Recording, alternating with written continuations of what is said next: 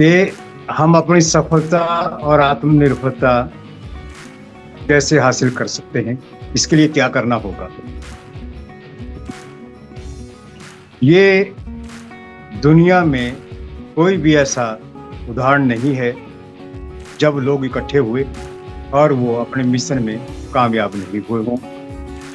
परंतु कैसे कामयाब हुए वो, ये सोचना ज़रूरी है। उनका एक विचार था, एक लक्ष्य था, एक आर व्यवहार था।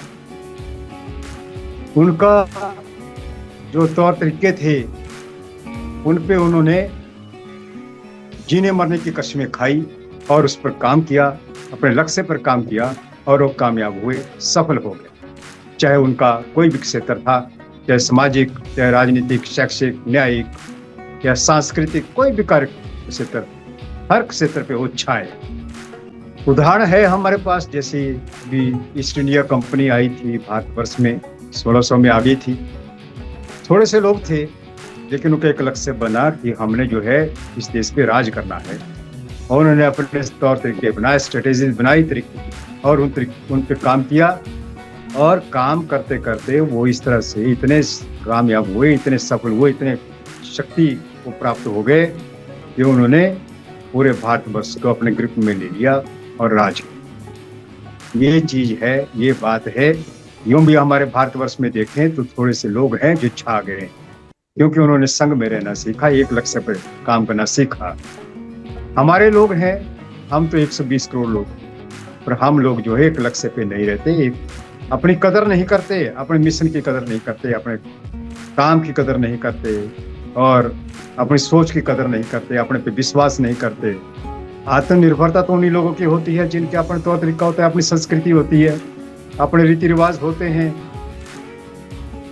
परंतु ये कमी समणों ने आ गई, समणों में आ गई। और जिस वक्त, जिस समय ये इसकी कदर करते थे, अपनी संस्कृति कदर करते थे, अपने तौर तरीकों की कदर करते थे, तो पूरे विश्व में अनुकरणीय बने। पूरा विश्व उनकी नकल किया और खुद को सुव्यवस्थित किया। हमें भी आज जो है, यदि ये अपने हर क्षेत्र में सफल होना है, चाहे व्यापारिक क्षेत्र हो, चाहे कोई भी क्षेत्र हो, कहने का मतलब है हमें सबसे पहले ये जागृति आ जानी चाहिए कि हमने अपने समणों के बीच में व्यापार करने हैं, अपने समणों के बीच में ही अपने जो भी जितने भी कार्यक्रम हैं, जितना भी धन है, यहीं पे इसका जो है चलन चलना चाहिए, यहीं ये इसका विनिमय होना चाहिए। तभी हम जो है वो आत्मनिर्भरता प्राप्त कर सकते हैं। तो हमें चाहिए आज के समय में कि हम इकट्ठा होना सीखें, जानें और ये समझें कि अपने सहयोग कैसे हो सकता है।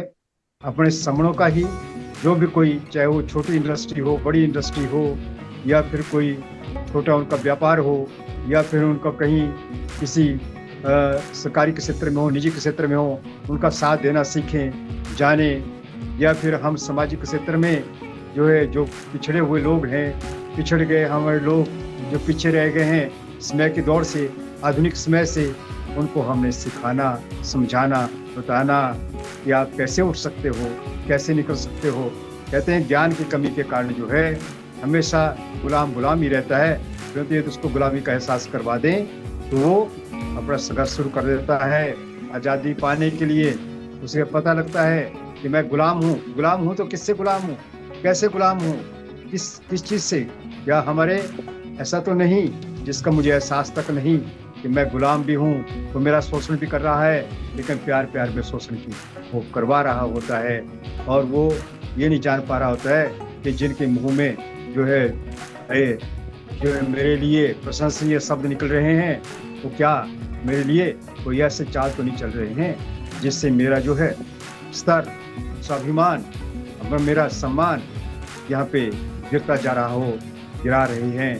तो ये हमें जब एहसास हो जाएगा तो हम उसकी लड़ाई लड़ेंगे भी, इकट्ठे होकर लड़ेंगे, तो एकदम से एक जो है हम एक होकर के चलेंगे तो हम अवश्य ही सफल हो जाएंगे। और काहे में सफल होंगे? अपने हर क्षेत्र में सफल हो जाएंगे। और इसीलिए हमें इकट्ठा होना सबसे पहला मंत्र है। जब लोग इकट्ठा होते हैं, इकट्ठा होकर के अपनी संस्कृति को जिंदा करते हैं, अपनी सभ्यता को जिंदा करते हैं और वो अपनी पहचान बनाते हैं, पहचान देते हैं खुद को। हमें पहचान मिल गई है, समण पहचान, लेकिन यदि हम कदर नहीं करेंगे समण पहचान की तो ये भी किसी काम नहीं आएगी। परंतु आज समणों ने, समण संघ ने जिस तरह से इस सफलता प्राप्त करते जा रहे हैं कि हमें समण पहचान हर अपने समण तक पहुंचानी है, तो हम जल्दी ही इसी आशा के साथ जो है सफल होंगे। जी, मैं समण हिमराज सिमर बिलासपुर जी संगम